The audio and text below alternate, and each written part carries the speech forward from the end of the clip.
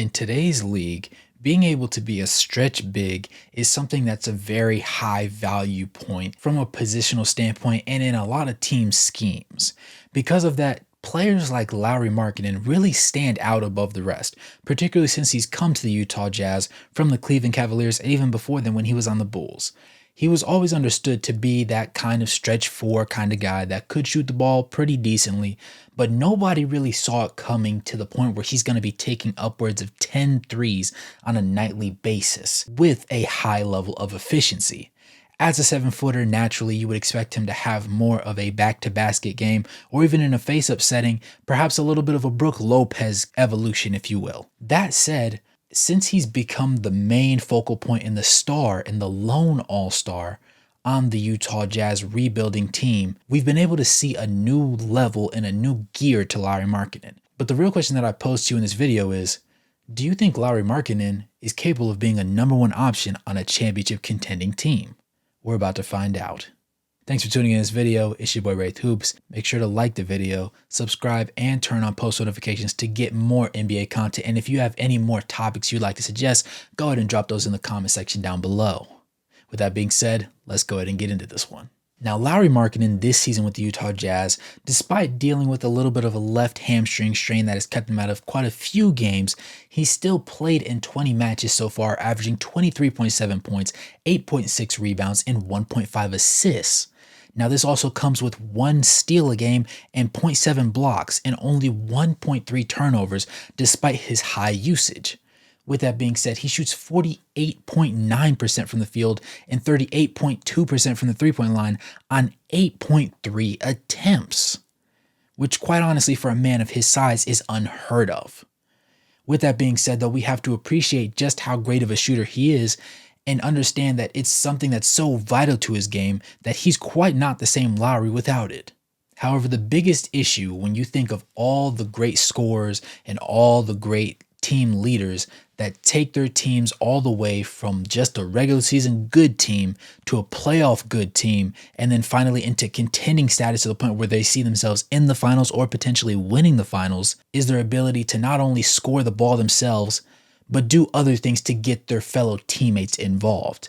And that is the big question of the day, because Lauri Markkanen so far in his career has struggled to do so. Now, by and large, if you watch the Utah Jazz games, you'll find that he comes down a lot of pin downs, a lot of screen actions to where it just allows him to get into a one dribble pull up or just off the catch getting a shot off. And because he already has the height advantage over so many players, getting an extra step on somebody by the using of a screen can be just that much more detrimental and give him such a massive advantage over other players that could be of similar height to him, but just don't have that same wiggle and ability to see things for what they are and get a solid contest in his face.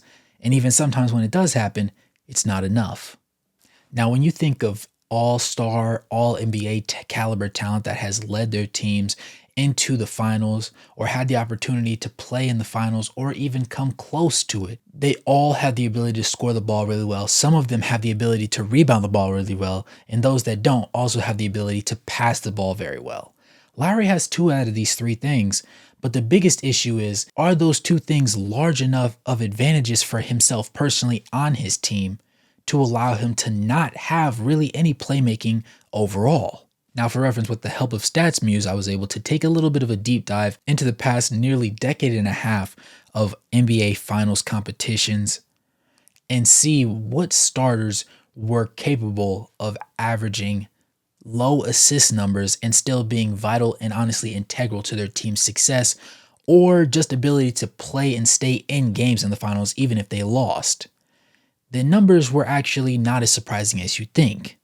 Naturally, you have Giannis on the list because he is the leader in NBA Finals points per game, despite only having played in 6 total games over the past almost decade and a half at 35.2 points per game. Then you have the likes of Kevin Durant, Nikola Jokic, LeBron James, Kobe Bryant, Devin Booker, and Kyrie Irving, followed by Stephen Curry, Russell Westbrook, and Dirk Nowitzki. Now, the list goes on, and some more notable names might be the Jimmy Butlers of the list, the Chris Middletons of the list, the Jaylen Browns, the Jason Tatums, the Jamal Murrays, the D Wades, and the Kawhi Leonards.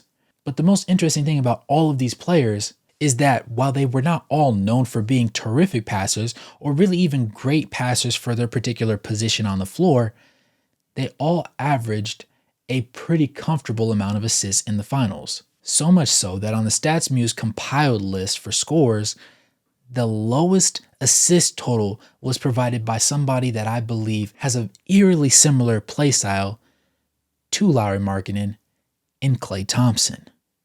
Now, Klay Thompson averaged 1.9 assists in 33 finals games to go along with his 1.3 turnovers per game. With that in mind, just focusing on this season alone, Lauri Markkanen averages 1.5 assists to 1.3 turnovers. If you wanted to stretch it out across all 86 games that he's played for the Utah Jazz between last season's regular season and this season's regular season, then you have him averaging 1.8 assists per game to 1.8 turnovers, which is effectively 1-for-1.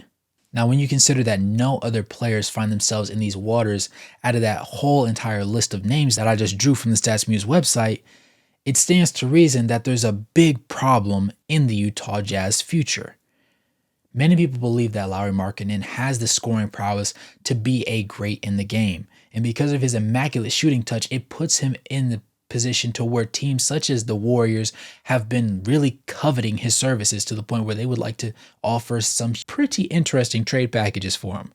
Now, the Thunder and the Raptors have really come in as some more interesting teams because the Thunder genuinely have a comfortable combination of young talent as well as draft picks that could entice Danny Ainge into dealing Lauri.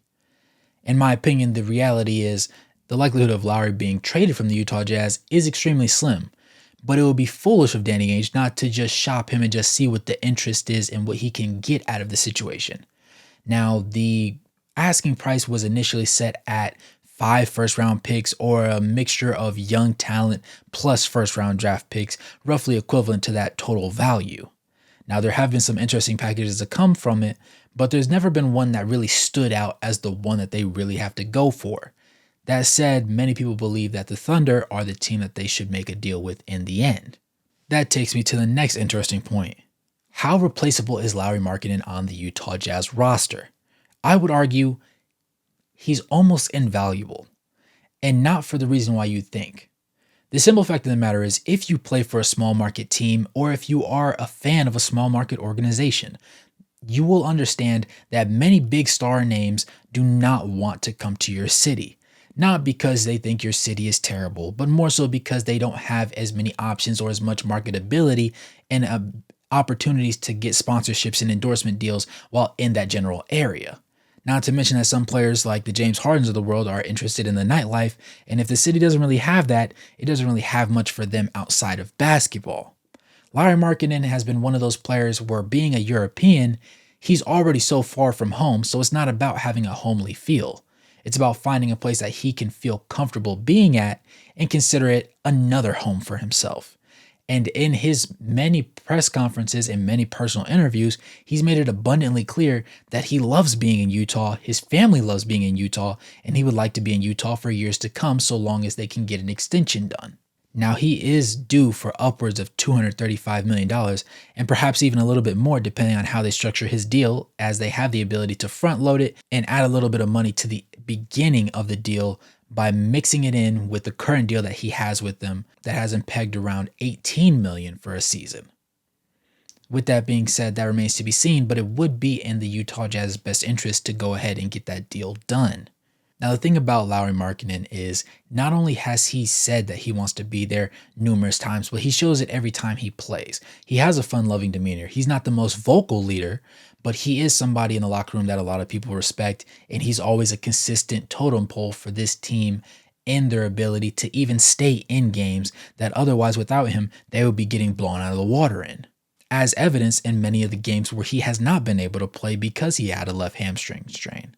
The simple fact that he wants to be in Utah and he wants to stay through the rebuild should be reason enough for Danny Ainge to sit there and genuinely shop him, but also understand that that's not something you can replace. If you trade for a Kevin Durant, or you trade for a LeBron James, or you trade for one of these other big name stars in the league, there's no guarantee that they find that same level of loyalty and understanding and love for the city of Utah the way that Lauri Markkanen has, because few stars in the past have. So to be able to trade for one and have them emerge not only as for their first All-Star nod, but for people to look at them as an all NBA caliber talent, it's important to keep that guy around for as long as you can.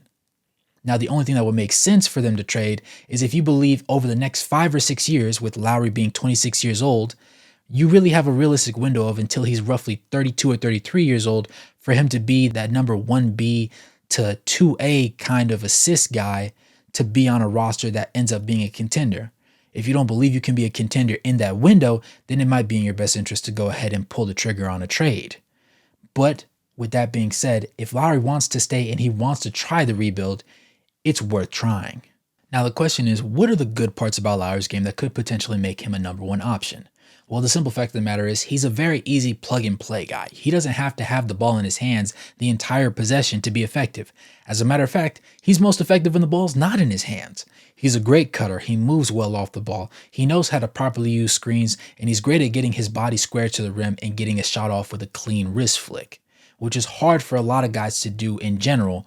But when you take into account the fact that he's as massive as he is, it's darn near impossible to see that so consistently unless you're looking at somebody the likes of Kevin Durant. Now that has obviously yielded him a 38.2% clip from the three-point line on over 8 attempts a night, which is extremely impressive because then again, you're looking at the Klay Thompson realm of things, where even though he is suffering a slump of a year this year, Klay Thompson is shooting 38.3% from long range. And this is over a sample size of 29 games. Combine that with the fact that Klay Thompson's sole job is really to shoot the ball off the catch, not really put the ball on the ground. Heck, he's even known for being the guy that scored 60 points on 11 dribbles. So their games very much complement each other. The only difference is Lauri gets a lot more attempts at the rim just because of his height, his ability to rebound, and the fact that he always finds himself in a position to get an easy basket, whether it be on the cleanup or off a screen and roll at times, because he is capable of picking and popping or just rolling to the rim with such fluid motion. That obviously is something that's never been part of Klay Thompson's game, partially because he falls into the 6'6", 6'7" range of things, but also because the length, body type, and athleticism just isn't the same between the two of them. With that being said, Klay Thompson has made his career out of being a great number 2 alongside Stephen Curry. There's been games where he's been super hot and Curry has been not so hot. But by and large, you always think about one alongside the other. They're known as the Splash Bros. Klay Thompson is not necessarily nothing without Steph, but he is also more of a complementary piece to Steph's greatness by comparison to being a standalone piece. The Warriors would not be as good without Steph. It's been proven in the number of games that they've lost in their overall win percentage when Curry's injured or just out of the lineup, even when Klay Thompson does play. With that in mind, that can also parallel Lauri Markkanen. Because he's not the playmaker that a lot of other big-name stars have the ability of being, he limits himself to being somebody who has offense created for him by a table-setting point guard. And right now, the Utah Jazz are trying to find one and see if Chris Dunn or Talen Horton-Tucker can be that guy for them, and long-term, perhaps Keontae George, but right now there's no guarantees.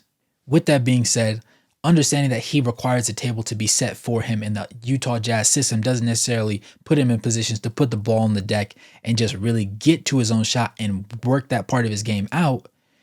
It stands to reason that he's going to be reliant on a 1A type of player to help him get to that next level of basketball greatness. Again, this is not to say that Lauri Markkanen is going to be any worse of a player or that he's just a mediocre player. Because in my opinion, I would rather have Lauri Markkanen than a Jaylen Brown.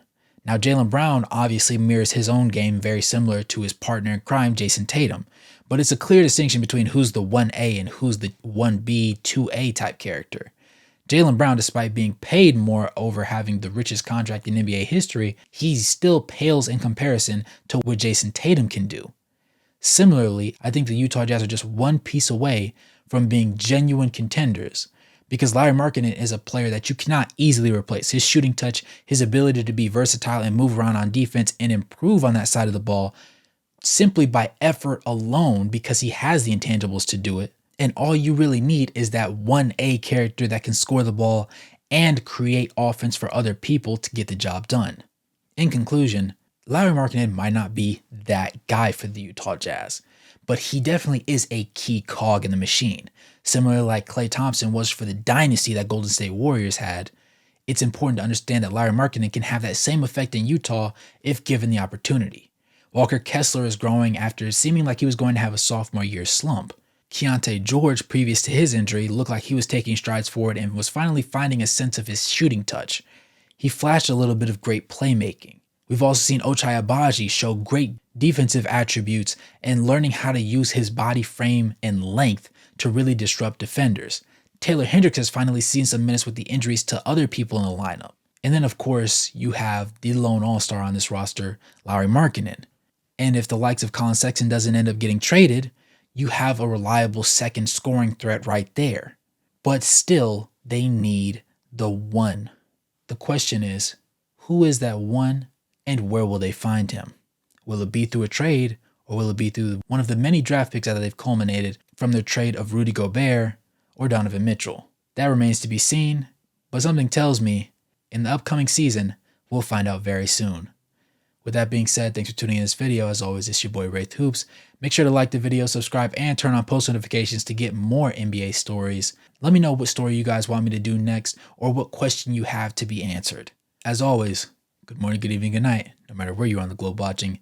Thanks for tuning in, and I'll catch you guys in the next one. Peace.